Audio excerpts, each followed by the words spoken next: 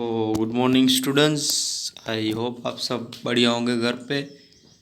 हमारा class fourth का environment का जो फर्स्ट चैप्टर है let's go to school everyday, उसका आज लास्ट टॉपिक है। फिर ये चैप्टर पूरा हो जाएगा, फिर हम नेक्स्ट लेक्चर में न्यू चैप्टर स्टार्ट करेंगे। अब हमने इस चैप्टर में आगे भी देखा था कि जो चिल्ड्रंस हैं वो कैसी कैसी डिफ़िकल्टी, मतलब कि कैसे कैसे स्कूल जाते हैं, उनके स्कूल जाने के हमने साधन देखे। फिर स्कूल जाने का उनका वे देखा, मतलब कि वो स्कूल कैसे जाते हैं। कोई है तो फर्स्ट हमने देखा था कि कोई स्कूल रिक्शों में जाता है, तो कोई स्कूल सीमेंट के ब्रिज को पार करके जाता है, तो कोई है होड़ी से जाता है, तो कोई कैमल कार्ट से, कोई ब्लो कार्ट से, कोई बाइसिकल से। ऐसे डिफरेंट डिफरेंट तरीके से चिल्ड्रन स्कूल जाते हैं। हमने लास्ट लेक्चर में स्कूल वैन से देखा था कि स्कूल वैन से चिल्ड्रंस जाते हैं, फिर चिल्ड्रंस जंगल को क्रॉस करके जाते हैं।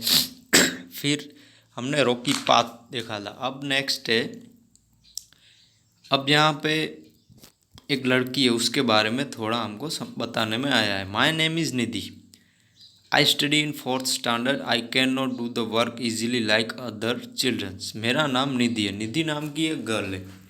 वो फोर्थ स्टैंडर्ड में, मतलब कि आपकी तरह वो फोर्थ स्टैंडर्ड में स्टडी करती है। वो दूसरे बच्चों की तरह इजीली वर्क नहीं कर सकती। My leg are not working by birth, at first I found difficult go to school. मेरे लेग काम नहीं करते बचपन से ही, मतलब कि जन्म से ही, और वो स्कूल जाने में उसको तकलीफ़ होती है, मतलब कि उसको परेशानी होती है स्कूल जाने में। My mother was lifting me every day to school, but now I am coming to school on my own. I have been provide with vehicle by which I go regularly to school. अब उसकी mother पहले उसको रोज़ school छोड़ने आती थी, but अब वो क्या, उसको स्कूल जाने का उसका खुद का तरीका है। उसको अब एक व्हीकल, जो आपने कहीं देखा होगा, जो अपंग होते हैं, जो विकलांग होते हैं, उनको जो व्हीकल देते हैं, व्हीकल, उसकी मदद से वो भी अब स्कूल जाती है regular. Which kind of difficult physical disable people face. अब यहाँ पे डिसेबिलिटीज़ है, डिसेबिलिटी जिसे हम विकलांगता कहते हैं या फिर अपंग भी कहते हैं कुछ ऐसे लोग। उनको क्या क्या डिफ़िकल्टी देखनी पड़ेगी, जो हम उसके बारे में अब आगे चर्चा करेंगे। फर्स्ट है हैंडीकैप्ड। जो विकलांग होते हैं वो, उनका क्या होता है कि वो जो विकलांग होते हैं वो कहीं जा नहीं सकते, और वो दूसरों की हेल्प से ही आगे, मतलब कि दूसरे अगर उनकी हेल्प करेंगे तो ही वो कुछ काम कर पाएंगे या फिर कहीं जा पाएंगे। उनको कहीं जाने में या फिर आने में तकलीफ़ होती है, और इसलिए वो व्हीकल का यूज़ करते हैं, एंड उनको ट्रैवलिंग भी बहुत पेनफुल होती है। देन ए ब्लाइंड, जो जिन्हें दिखता नहीं है, जो अंध होते हैं, ब्लाइंड, उनको क्या तकलीफ़ होती है कि वो फर्स्ट तो वो देख नहीं सकते, और उनको चलने के लिए एक स्टिक दी जाती है।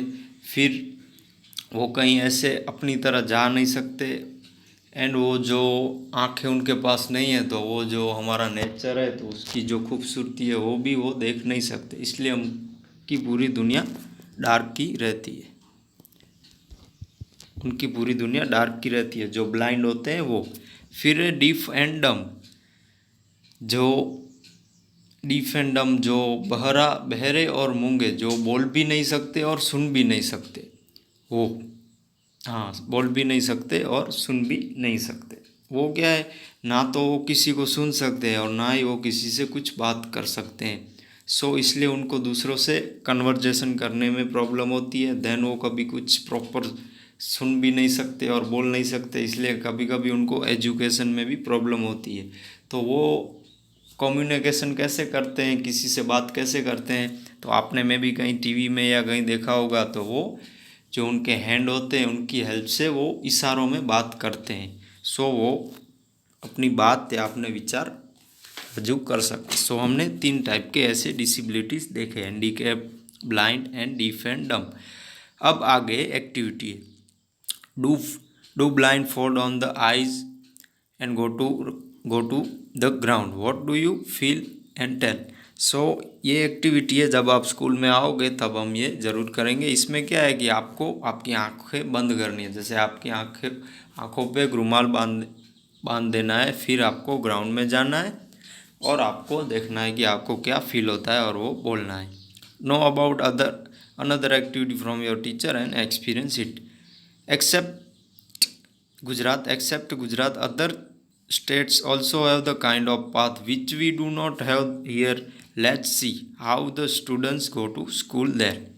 अब गुजरात के सिवाय कुछ ऐसे भी स्टेट्स हैं, मतलब गुजरात राज्य के सिवाय दूसरे भी ऐसे राज्य हैं कि जहाँ पे स्टूडेंट्स को हमारे जहाँ गुजरात में तकलीफ़ नहीं होती, उसी से मतलब कि जो पे गुजरात में हमको जो सुविधाएं देते हैं कि हम स्कूल जाने के लिए इजी रहता है, ऐसे सारे हमारे रास्ते हैं। बट और जो राज्य हैं वहाँ के स्टूडेंट्स कैसे जाते हैं वो अब हम आगे देखेंगे, उनको क्या क्या डिफ़िकल्टीज देखनी पड़ती है। So rope way, have you ever been to go sorry first है यहाँ पे रोप वे, यहाँ जो दूसरे राज्य में है। Have you ever been Pavagadh और Ambaji, there is a rope way to reach the temple from down to up. अब आपने कभी पावागढ़ या अंबाजी गए होंगे तो आपने वहाँ पे ज़रूर देखा होगा कि वहाँ पे रोपवे करके होता है। रोपवे क्या है कि एक ऐसी ट्रॉली होती है जिसमें बिठा दिया जाता है, वो नीचे से ऊपर ले जाते हैं, ऊपर से नीचे ले जाते हैं। जैसे सामान कैसे हम, जैसे आप ऊपर हैं, आपका घर ऊपर है, तो आप कैसे नीचे वो बाल्टी या फिर ऐसी कोई बॉक्स में आप सामान नीचे से ऊपर लाते हैं, इसी तरह ये रोपवे होता है। Temple from the down to up, वहाँ पे टेम्पल पे ऊपर से नीचे जाते हैं, नीचे से ऊपर जाते हैं। रोप वे कंसिस्ट ऑफ अ स्ट्रॉन्ग रोप और वायर्स एंड ट्रॉली। अब जो ये रोप वे होता है वो बहुत ही मजबूत रोप और वायर से बंधा होता है, जो उसकी डोरी होती है वो बहुत ही मजबूत होती है, जो ट्रॉली को जोड़ती है। जैसे ट्रॉली जो उस डोरी में बंधी होती है वो बहुत ही मजबूत होती है। We sit in the trolley and go up, हम ट्रॉली में बैठते हैं और स्कूल जाते हैं, मतलब कि हम जाते हैं। Get extra information of ropeway from your teacher. Many states have this kind of way to cross river और valley. School childrens also use this. कुछ ऐसे भी स्टेट है वहाँ पे वो नदी और दूसरे वैली होते हैं, वहाँ से वो इस तरह से जाते हैं, रोपवे की मदद से जाते हैं। जैसे आप यहाँ पे देख सकते हैं, ये ट्रॉली है तो यहाँ से ऊपर से नीचे भी होता है और सीधे, जैसे आपने कहीं पूल भी देखा होगा या फिर आपने मूवी में भी कहीं देखे होंगे, जो बर्फ़ वाली जो ऊंचे ऊंचे विस्तार होते हैं, वहाँ से वो एक जगह से दूसरी जगह ऐसे रोपवे की मदद से ही जाते हैं। नीचे से ऊपर भी जा सकते हैं, सामने से दूसरी साइड भी जा सकते हैं, ये रोपवे होता है। सो कुछ स्टूडेंट्स इस तरह भी स्कूल जाते हैं। अब आगे except this in many states because of heavy rain there is lot of water, so to cross it bridge of bamboo is made at many places, wooden plank or bridge made of rope is used। अब कुछ ऐसे भी states हैं जहाँ पे बहुत सारी बारिश होती है, तो वहाँ पे बहुत सारी बारिश होने की वजह से बहुत सारा पानी भर जाता है। सो वो जो बेम्बू होते हैं, बेम्बू आपने बड़े बड़े जो पतले और बड़े बड़े ऐसे बेम्बू होते हैं जो एक जंगल में ज़्यादा पाए जाते हैं, बारिश वाले जो विस्तार होते हैं वहाँ पे ये ज़्यादा पाए जाते हैं। उनका जो ब्रिज होता है उसको क्रॉस करके जाते हैं। और कुछ ऐसे भी जगह है जहाँ पे ब्रिज रोप के बनी होती है, जैसे वुडन प्लैंक की, इन सब की रोप बनी होती है और ये स्टूडेंट्स इस तरह स्कूल जाते हैं। No matter wherever there is a dense from forest, farms, rivers, mountains और desert, we will regularly reach school. अब क्या है कि कोई भी वजह हो या फिर कोई भी मैटर हो, हमको कोई फ़र्क नहीं पड़ता, ये ऐसा कहना चाहते हैं। फॉरेस्ट हो या फिर फार्म हो, जैसे जंगल हो या खेत फार्म हो या नदी हो या फिर माउंटेन हो या फिर रेगिस्तान हो, कोई भी दिक्कत नहीं आती, हम कुछ भी करके स्कूल जाते हैं, हम कोई भी रास्ता ढूंढ के हम स्कूल जाते हैं। ये हमारा कहने का मतलब है, मतलब कि बुक में हमको ये समझाने में आया है कि हमको कोई भी प्रॉब्लम नहीं होती। जैसे फॉरेस्ट वाला हमने देखा तो कैसे चिल्ड्रंस जंगल को पार करके स्कूल जाते थे। फिर रिवर्स वाला देखा तो हमने ये लास्ट में रोपवे का ही देखा कि रोपवे की मदद से स्कूल जाते हैं, या फिर वो होड़ी की मदद से, बोट की मदद से भी ऐसे स्कूल जाते हैं। फिर माउंटेन आपने देखा रॉकी पाथ्स वाला, तो वो माउंटेन्स जाते हैं। कुछ हमने वो लास्ट जो डिजर्ट वाला है तो हमने वो कैमल कार्ट देखा, तो वो कैमल कार्ट की मदद से स्कूल जाते हैं। अब यहाँ पे let's walk in different situation. अब ये जो क्वेश्चन है वो मैं आपको लास्ट में समझाऊंगा। इनमें से 4 से 4 ही मैंने क्वेश्चन उसमें लिए हैं। फर्स्ट है, ये सारे जो क्वेश्चन है 1 2 3 4 एंड लास्ट में जो भी क्वेश्चन है वो ये 5 क्वेश्चन है, वो आपको आपकी नोटबुक में लिखने हैं। फर्स्ट है, can you recognise some birds by their sound, can you imitate the sound of some birds, do it. इसका आंसर है yes, I can recognise parrot, pigeon, crow by their sounds, I can also imitate them. आपको first question ये आपकी notebook में लिखना है।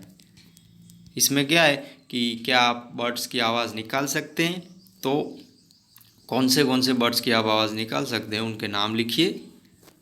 Then second question है, do you face difficulties on the way to your school. Answer, no I do not face any difficulties on the way to my school. क्या आपने कभी डिफ़िकल्टीज देखी है आपकी स्कूल में, मतलब कि आपको स्कूल जाने में कभी प्रॉब्लम हुई है। नो। सेकंड क्वेश्चन का आंसर। फिर थर्ड क्वेश्चन है कि कौन सा मंथ है जिसमें स्कूल आपको जाना बहुत ही पसंद है, मतलब कि आपको किस मंथ में स्कूल जाना ज़्यादा पसंद है। सितंबर का जो मंथ होता है, हॉट और कोल्ड। आपका थर्ड क्वेश्चन। फिर फोर्थ क्वेश्चन है, do you have also punishment in your school, what kind. Yes, the teachers scold me for not preparing for lesson. आपको कभी स्कूल में पनिशमेंट हुई है।